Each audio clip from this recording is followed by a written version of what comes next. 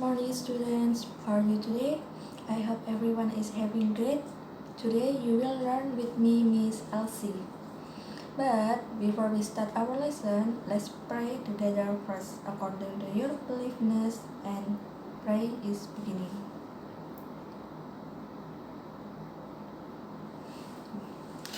Finish. Last Tuesday you learned about agreement and disagreement, right? So for today we move to another material which is about label of medicine. Here I will teach you about the meaning of label, and then there is parts of product medicine. After that I will give the example of medicine. First, what does mean of label? Label is giving an information about the product packaging. For example, like medicine, drink, snack, toothpaste, cosmetic, seasoning, and so on. Jadi label itu sendiri adalah memberikan informasi tentang kemasan produknya. Jadi biasanya kemasan produknya itu ada di bagian belakangnya itu. Kayak semisal, kayak contohnya obat. Bagian belakangnya obat itu kan ada kayak komposisi, description-nya, nama obatnya, nah kayak gitu ya. Nah terus contoh dari label itu bisa berubah obat, minuman, snack, pasta gigi, kosmetik, bumbu, dan seterusnya. Tapi sekarang kita akan fokus ke bagian obatnya karena materi kita tentang obat ya adik-adik. Dan selanjutnya, nah parts of product. Yang pertama ada name of product, nama barang dari produk itu kayak obat. Terus kemudian content or amount, isi atau jumlahnya. Kayak semisal obat Sangobion yang saya bawa ini. Jadi isi atau jumlahnya dari obat Sangobion ini ada 1, 2, 3, 4, 5, 6, 7, 8, 9, 10. Terus description, penjelasan seputar produk. Jadi penjelasannya itu kayak gimana sih dari obat Sangobion itu sendiri. Kemudian ada ingredients-nya, komposisi dari obat Sangobion itu kayak gimana. Terus nutrition facts, informasi gizinya itu kayak gimana, mengandung vitamin apa kayak gitu tuh. Terus use, kegunaan. Jadi kegunaan atau tujuan minum obat tersebut. Nah tujuan minum obat tersebut itu kayak semisal mungkin obat Sangobion ini kan untuk orang yang darah rendah. Nah kayak gitu. Nah saya tidak tahu lagi untuk obat yang lain kayak gimana, kayak gitu.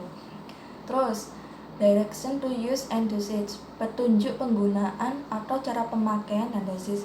Jadi maksudnya petunjuk penggunaan itu kayak cara pemakaiannya kayak gimana. Kayak semisal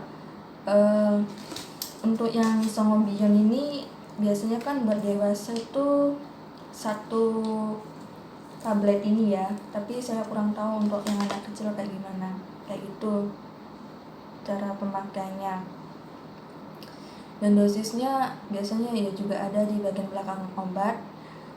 Lalu ada direction to store, petunjuk penyimpannya itu kayak gimana, apakah nggak boleh di bagian lembab atau gimana kayak gitu. Expiration date, tanggal kedaluarsa, biasanya itu ada tanggal kedaluarsanya dalam obat itu dan nggak selalu awet terus. Kemudian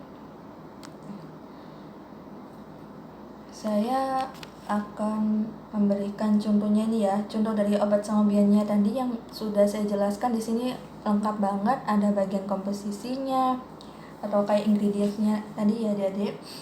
Terus ada kegunaannya juga di sini, ada aturan pakainya juga. Aturan pakai itu sama halnya kayak cara pemakaiannya tadi. Cara pemakaian, direction to use. Nah kayak itu. Ya seperti itu adik-adik. Kemudian, nah terus di sini juga ada contoh dari Pinex.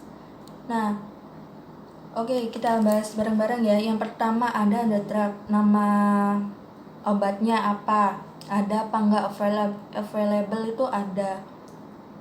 Apakah ada? Dan jawabannya yes, ada. Yang mana? Statementnya yang mana? Namanya adalah Children's Cough Syrup. Nama obatnya dari Pinex ini tuh. Terus kemudian description-nya available atau enggak, ada apa enggak? Iya ada. Bagian mananya statement-nya? Di bagian catch mixture of formula. Nah, yang bawahnya 75 mili ya, Dek.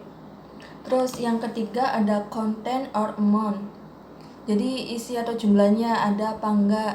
Jumlah dari itunya, obatnya. Iya, ternyata ada di 75 ml. Itu jumlahnya ya. Use, kegunaannya. Available or not, ada apa enggak? Tidak, jawabannya statementnya not available, enggak ada di bagian Pinax-nya itu.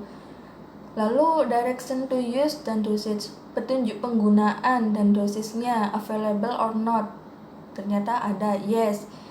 Bagian mana? Kalimat bagaimana? Statement. Kalimat bagaimana? Use medicine according to physician instruction. Jadi gunakan obat menurut instruksinya physicians.